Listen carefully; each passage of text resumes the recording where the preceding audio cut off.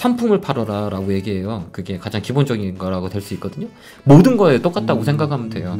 그래서 내가 알아야 돼. 그래가 보이고 느끼는 거거든. 내가 알아야 보이고 느끼는 거고, 상품을 파는데 최소한 두들겨 봐야죠.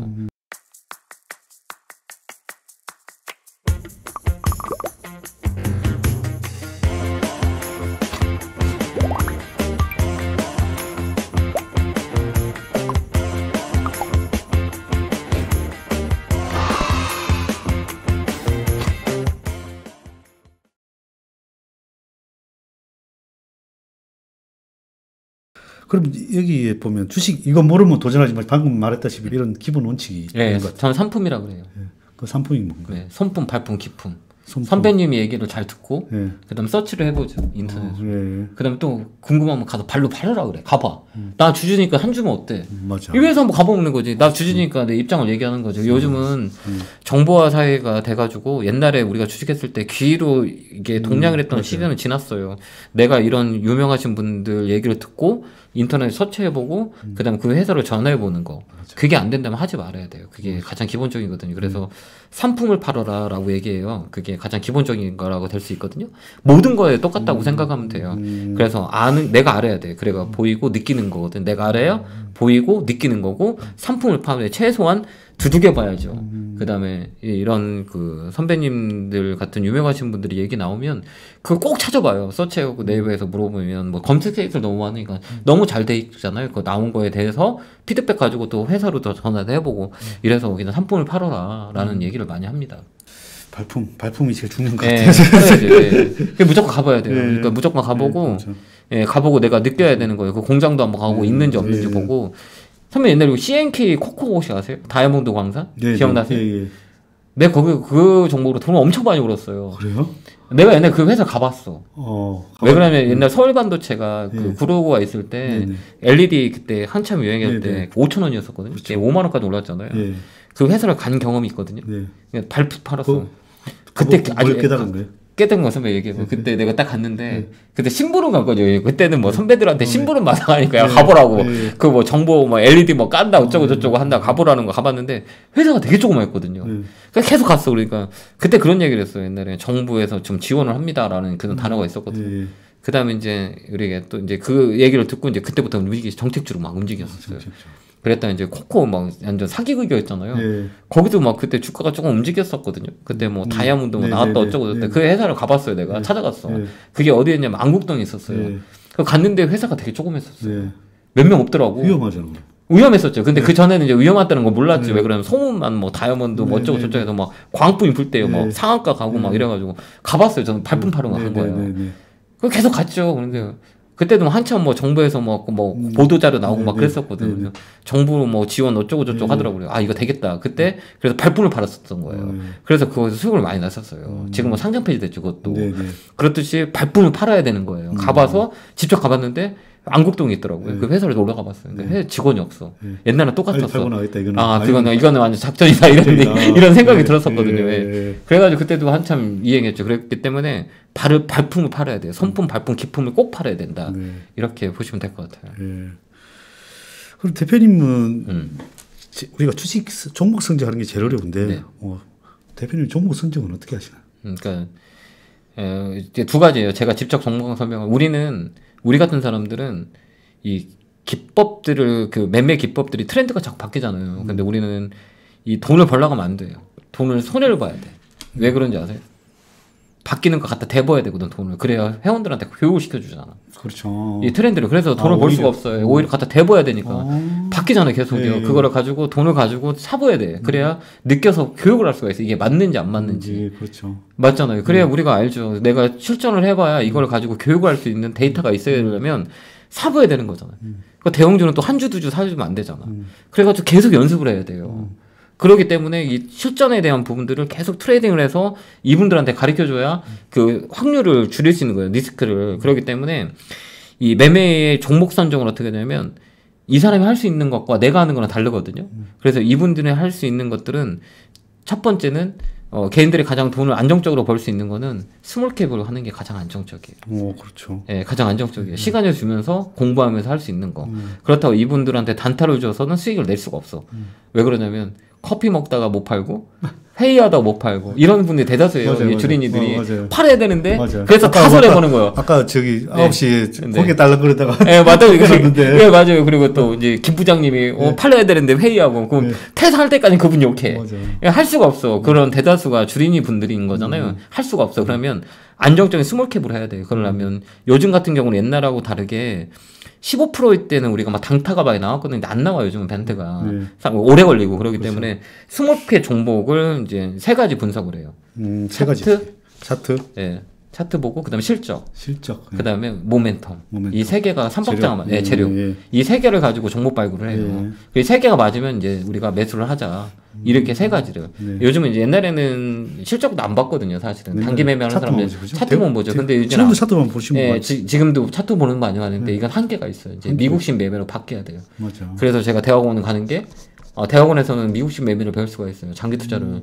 그 펀드멘탈 매매를 그렇죠. 그 대학원에 가면 배워요. 그래서 지금 학교를 좀 다니고 있는 게 미국식 매매는 기본적인 툴을 가지고 베이스를 가지고 깔아놓고 투자를 해야 되는 거라 이게 기본적인 베이스를 깔아놓아야 돼요. 그 회사의 펀드멘탈 실적을 보고 하는 매매는 우리가 선배님 같은 분들이 되게 잘하시거든요. 그러려면 이거를 어디서 배우냐라고 하면 배워야 되는 거잖아요. 학교 가면 가르쳐줘요, 그거를. 재무 분석을. 그래가지고 하고 있는데 이제는 실적도 봐야 된다. 그래서 실적 보고 뉴스는 항상 체크를 해야 되고 그렇기 때문에 이 3가지를 받고 우리가 종목 발굴을 하자. 그래서 첫 번째는 차트를 보고 두 번째는 실적 보고 세 번째는 모멘텀 뉴스 보고 이 3개가 맞으면 여러분들 종목을 발굴해서 투자를 할 수 있다. 이 3가지를 가지고 하고 있죠. 네네. 그럼 이제 주로 종목 선정이가 매도 시기는 어떻게? 저는 그렇게 생각해요. 저는 시장을 무서워요. 지금도 무섭고, 그러니까 안 믿어요. 그러니까 시장을 믿질 않아요. 종목도 믿지 않고 그래서 매도의 방법은 이제 제가 이제 우리 사람들한테 얘기해 주는 거는 매물대 매도, 매물대 매도, 매물대 매도하고 그다음에 두 번째는 시가총액 매도. 시가총액. 시가총액 가지고 매도. 시가총액을 어떻게? 그거는 뭐 케이스 바이 케이스. 케이스 바이 케이스로 중소형종은 이 시가총액이 얼마 정도 이게 옛날에 제가 이제 한 15년 전에 강남 논현동에 작전하는 애들이 되게 많았었어요. 그 뿌띠꺼 애들이 되게 많았거든요. 그래서 많았잖아요. 논현동에 막 그냥 깔려 엄청 많이 썼어요. 그래가지고 한참 까불 때 제 아는 후배들이 거기서 주묻는 애들이 있었거든요. 그래서 찾아가서 어떻게 하는지 봤어 내가.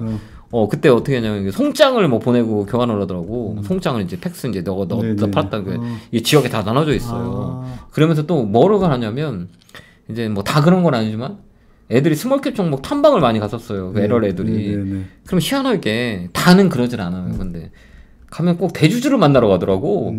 난 이해가 안 갔어. 물량 안 나와야 되니까. 그쵸, 선배님. 그러면서 그때 뭐라고 그때 얘기했냐면 그 대주주를 만나면 뭔 얘기를 하냐면 이거 시가총액을 뭐 1,000억 만들죠? 2,000억 만들어. 이렇게 얼마 올리겠습니다. 안 해요.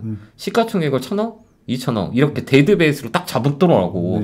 그래서 시가총액 매매를 그때 조금 배웠거든요. 이게 그러니까 대주주 만나서 대주주 물량 안 나오더라고. 대주주라고 얘기를 많이 하잖아요. 이게 그러면 얘들이 어떻게 운영이 되냐면 그 시가총액으로 얘기하더라고. 단단위로 끊더라고요. 이게 그렇죠. 500억짜리는 1,000억만 만들고 끝날 겁니다. 뭐 2,000억짜리는 3,000억 그렇죠. 정도 세이지 할 겁니다. 뭐 이런 얘기를 많이 했었거든요. 그러면서 시가총액 매도의 법칙을 쓰고요. 그 다음에 저항대 매도, 그 다음에 매물대 매도 이렇게 합니다.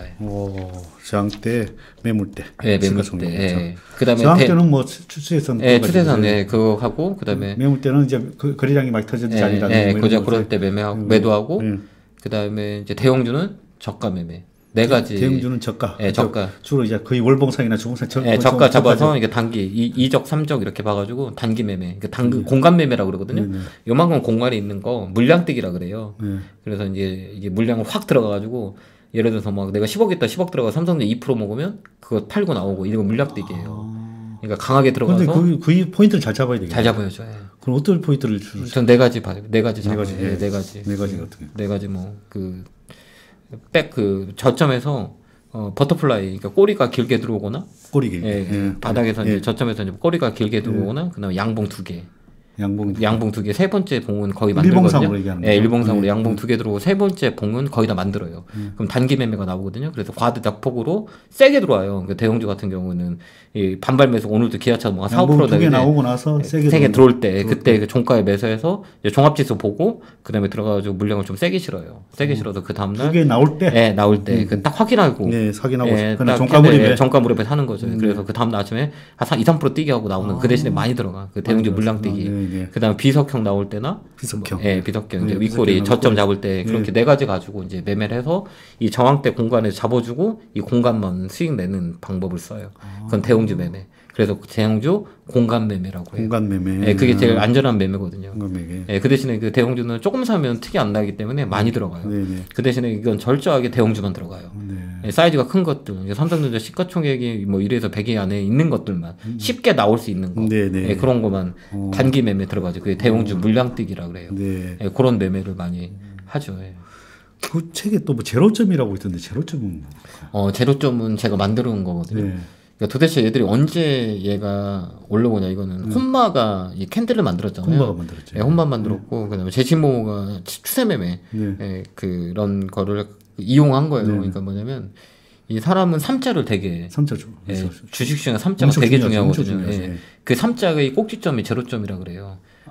그래서 세 개의 꼭지점을 만들고 시세를 줬다가 떨어지면 그 삼자에서 반등 들어와요. 그때 새로운 시세가 나와요. 그게 50% 빠졌을 때예요. 50% 빠졌을 때. 그때 이제 거기에 이제 3천장이 나온 자리가 지지라인이 경우가 되게 많이 있거든요.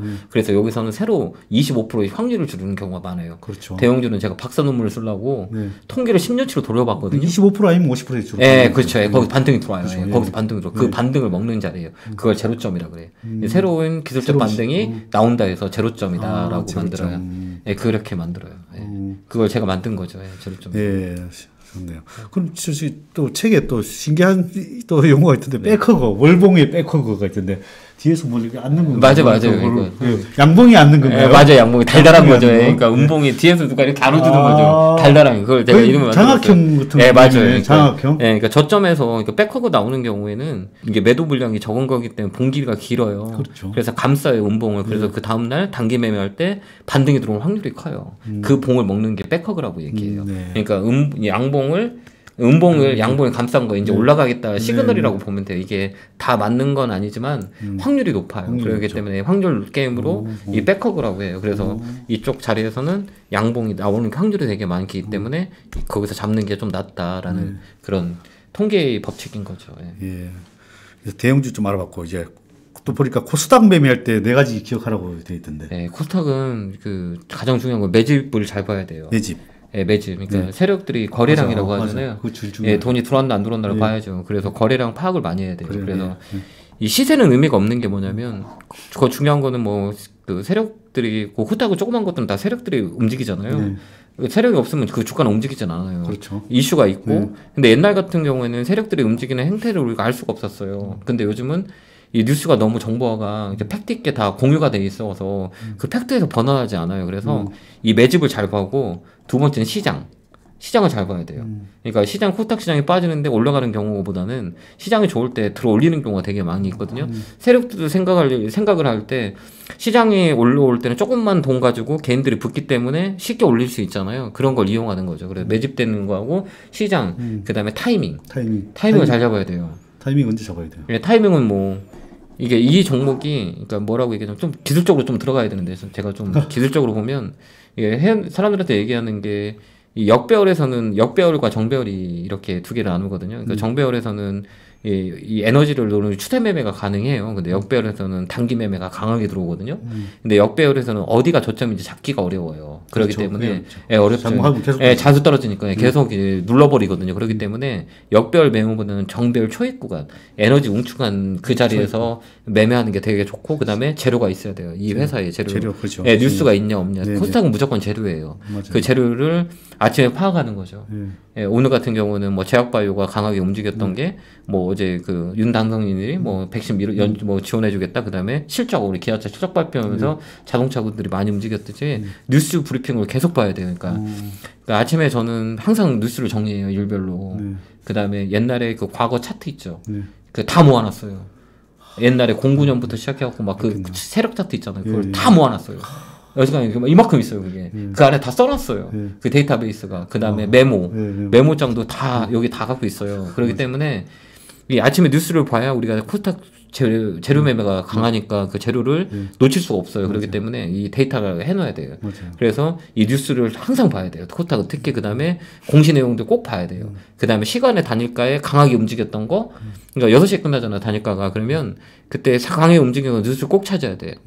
그럼 분명히 뉴스가 있을 거라. 그 팩트를 가지고 그 다음 날까지 보는 거죠. 그게 단기 매매할 때 쓰는 거죠. 그 4가지 포인트를 가지고 코스닥은 봐야 돼요.